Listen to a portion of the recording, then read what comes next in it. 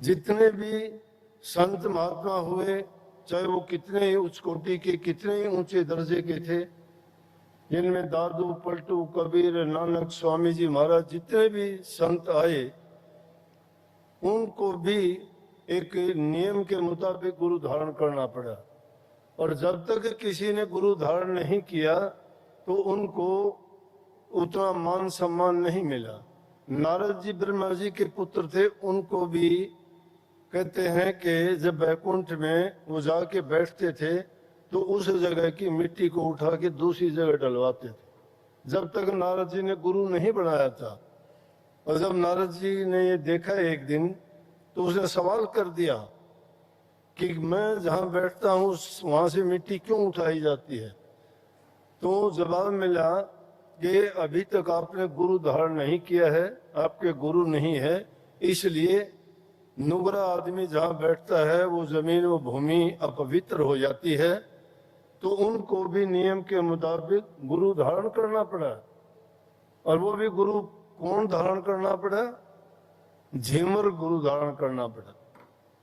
वो अलग चीज है कि नियम यही है कि गुरु तो धारण करना ही पड़ेगा, क्योंकि गुरु ही हमारे जीवन को दिशा देता है। ये मत समझो कि गुरु कैसा है, गुरु गुरु होता है। गुरु अब तो इस युग में अगर देखोगे तो गुरुओं के परिभाषा ही बदल गई है। मन मर्जी के ही गुरु बन जाते हैं, जो कभी किसी ने कोई करनी नहीं की, गुरु के पास कभी नहीं गए, गुरु के साथ कभी नहीं रहे, गुरु की सेवा जिन्होंने नहीं की, गुरु से भक्ति के नुक्ते जिन्होंने नहीं जाने, और गुरु के साथ रह के जिन्होंने नाम की कमाई नहीं की, वो कैसे गुरु? ऐसे गुरुओं के संग में अगर ये जीव चला जाता है तो जो खुद बंधे हुए हैं दूसरे को कैसे निर्बंध कर देंगे? बंदे के पास बंधा जाएगा तो उसको कैसे खोल सकता है?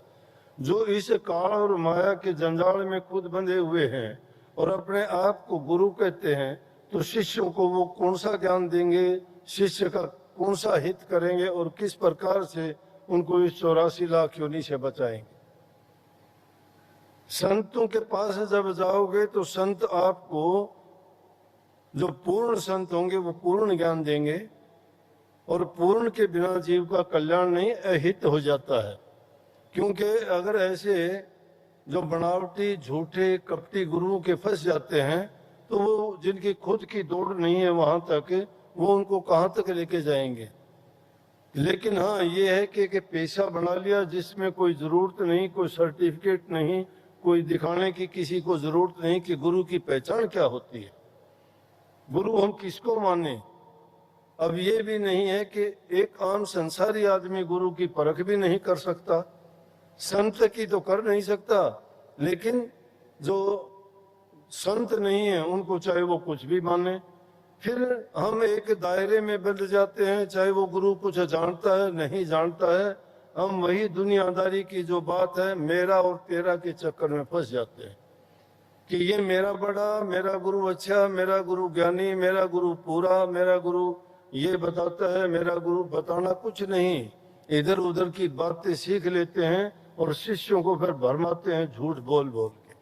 उनकी खुद ने कुछ ना कमाई की और ना कुछ नहीं, या तो किताबों की सीखी बात या किसी की सुनी सुनाई बात, चार बात कह के और वो छुट्टी कर देते हैं। और गुरु, शिष्य चाहे डूबे हो, चाहे तिरो, चाहे नरकों में जाओ, चाहे कहीं भी जाओ, खुद तो उसको जहां जाना है जाना ही है। क्यों? उसको खुद को पता है। जो सच्चे गुरु होते हैं वो कभी ये बात छिपाते नहीं, वो तो अपनी बात भी नहीं छिपाते।